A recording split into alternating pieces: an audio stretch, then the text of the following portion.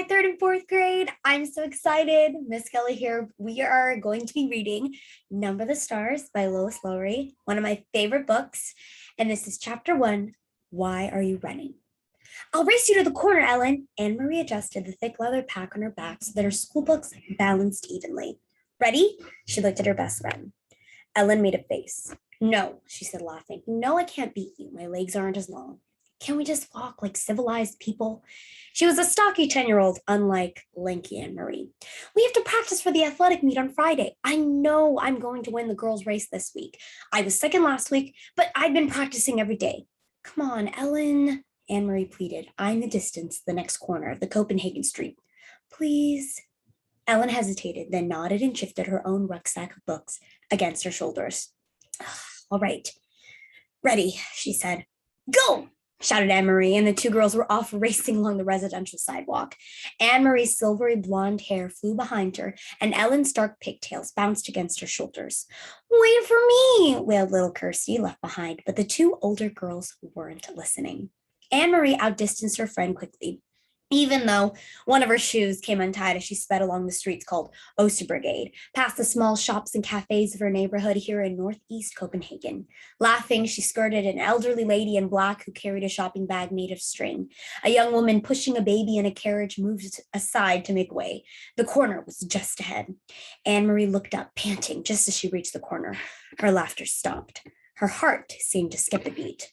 Halt! The soldier ordered in a stern voice. The German word was as familiar as it was frightening. Anne Marie had heard it often enough before, but it had never been directed at her until now. Behind her, Ellen also slowed and stopped. Far back, little Kirsty was plodding along, her face in a pout because the girls hadn't waited for her. Anne Marie stared up. There were two of them. That meant two helmets, two sets of cold eyes glaring at her, and four tall, shiny boots planted firmly on the sidewalk, blocking her path to home. And it meant two rifles gripped in the hands of the soldiers. She stared at the rifles first. Then, finally, she looked into the face of the soldier who had ordered her to halt.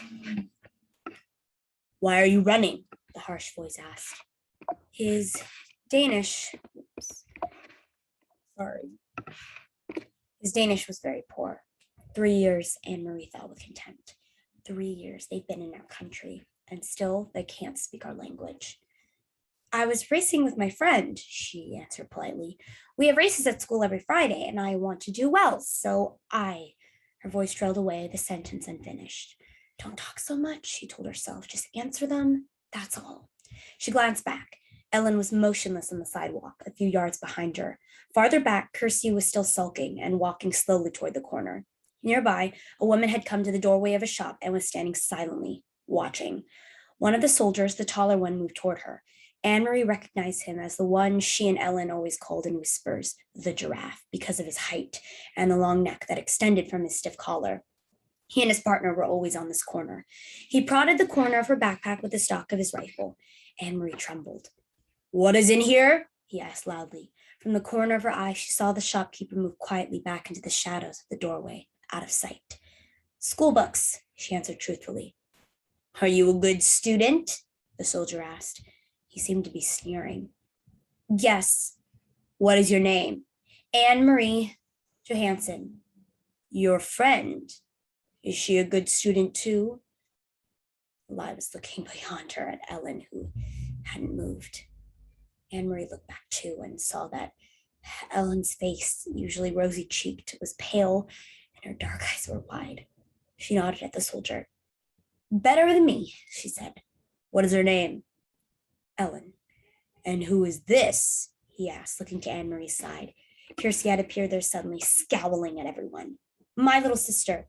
She reached down for Kirsty's hand, but Kirsty, always stubborn, refused it and put her hands on her hips defiantly. The soldiers reached down and stroked her little sister's short, tangled curls. Stand still, Kirsty, Anne Marie ordered silently, praying that somehow the obstinate 5-year-old would receive the message. But Kirsty reached up and pushed the soldier's hand away. Don't, she said loudly. Both soldiers began to laugh. They spoke to each other in rapid German that Anne Marie couldn't understand. She is pretty, like my own little girl, the tall one said in a more pleasant voice. Anne-Marie tried to smile politely. Go home, all of you. Go study your school books. And don't run. You look like hoodlums when you run. The two soldiers turned away. Quickly, Anne-Marie reached down again and grabbed her sister's hand before Kirsty could resist. Hurrying the little girl along, she rounded the corner. In a moment, Ellen was beside her. They walked quickly, not speaking, with Kirsty between them, toward the large apartment building where both families lived. When they were almost home, Ellen whispered suddenly, I was so scared. Me too, Anne-Marie whispered back. As they turned to enter the building, both girls looked straight ahead toward the door.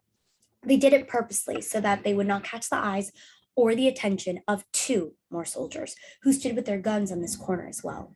Kirsty scurried ahead of them through the door, chattering about the picture she was bringing home from kindergarten to show Mama. For Kirsty, the soldiers were simply part of the landscape, something that had always been there on every corner, as unimportant as lampposts throughout her remembered life. Are you going to tell your mother? Ellen asked Anne-Marie as they trudged together up the stairs. I'm not. My mother would be upset. No, I won't either. Mama would probably scold me for running on the street.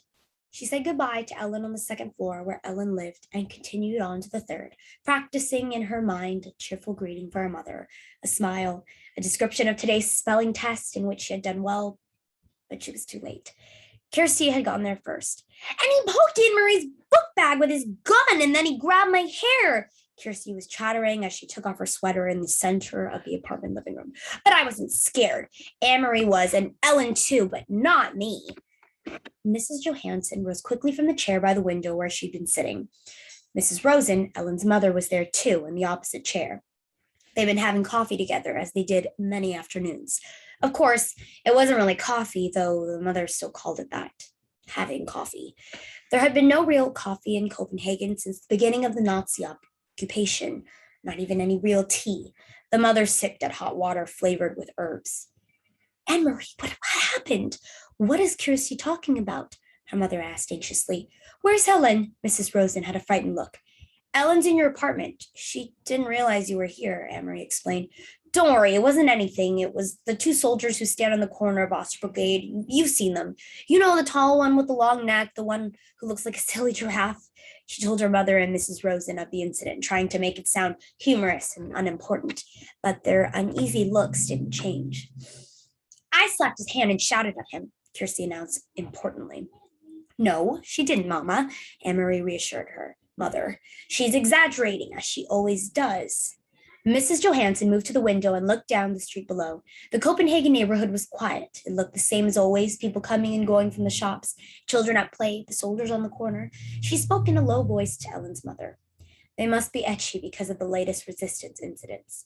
Did you read in De Vrij Dansk about the bombings in Hillerød and Nørrebro? Although she pretended to be absorbed in unpacking her school books, Anne-Marie listened and she knew what her mother was referring to. De Vrij Dansk, the Free Danes, was an illegal newspaper.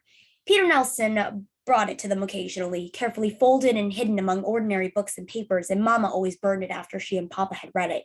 But Anne-Marie heard Mama and Papa talk, sometimes at night, about the news they received that way, news of sabotage against the Nazis, bombs hidden and exploded in the factories that produced war materials, and industrial railroad lines damaged so that the goods couldn't be transported.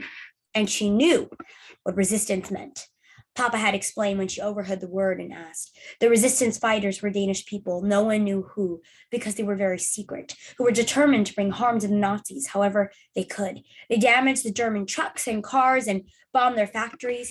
They were very brave. Sometimes they were caught and killed. I must go and speak to Ellen, Mrs. Rosen said, moving forward toward the door. You girls walk a different way to school tomorrow. Promise me, Anne-Marie. And Ellen will promise too. We will, Mrs. Rosen, but what does it matter? There are German soldiers on every corner. They will remember your faces, Mrs. Rosen said, turning in the doorway to the hall. It is important to be one of the crowd, always. Be one of many. Be sure that they never have reason to remember your face. She disappeared into the hall and closed the door behind her. He'll remember my face, Mama, Kirsty announced happily, because he said I look like his little girl. He said I was pretty. If he has such a pretty little girl, why doesn't he go back to her like a good father? Mrs. Johansson murmured, stroking Kirsty's cheek. Why doesn't he go back to his own country? Mama, is there anything to eat? Anne-Marie asked, hoping to take her mother's mind away from the soldiers. Take some bread, give a piece to your sister. With butter? Kirsty asked hopefully. No butter, her mother replied. You know that. Kirsty sighed as Anne-Marie went to the bread box in the kitchen.